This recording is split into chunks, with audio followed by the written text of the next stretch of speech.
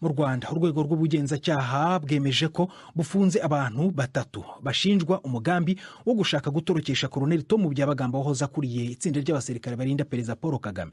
Mu mwaka wa 2016 Byabagamba yakatiwe gufungwa imyaka 15 amaze guhamwa n'ibyaha birimo kubiba ibihuha bigamije gutera imvururu muri rubanda ndetse no kuvuga nabi ubutegetsi kandi ari mu mwanya w'ubuyobozi. Umwe mu bafunze ni umucuruzi witwa John Museminari, akaba n'umugabo wa Rose Museminari wahoze minisitiri w'ububanyi n'amahanga mu Rwanda. Nta bisobanuro byatanzwe ku buryo uyu mugambi wakozwe n'uburyo washoboraga gushyirwa mu bikorwa, ariko ubushinjacyaha bwa gisirikare buherutse kuvuga ko ufitwemo uruhare n'abantu b'imbere mu gihugu ndetse no hanze yacyo. Inkuru irambuye tubibaza umunyamakuru wacu uri i Kigali Jean Claude Mwambutse.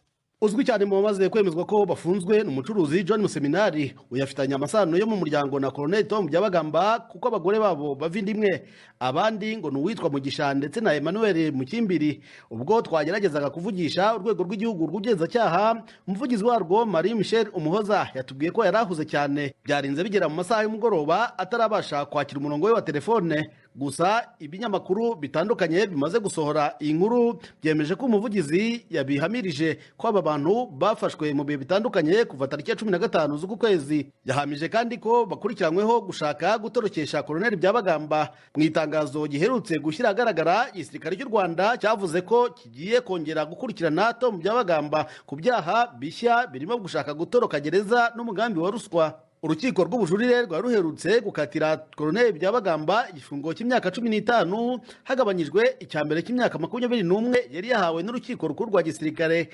Yahamijwe ibyaha birimo umugambi wo gushoza imvururu mu gihugu no gusebya ubutegetsi kandi ari mu rwego rw'ubuyobozi.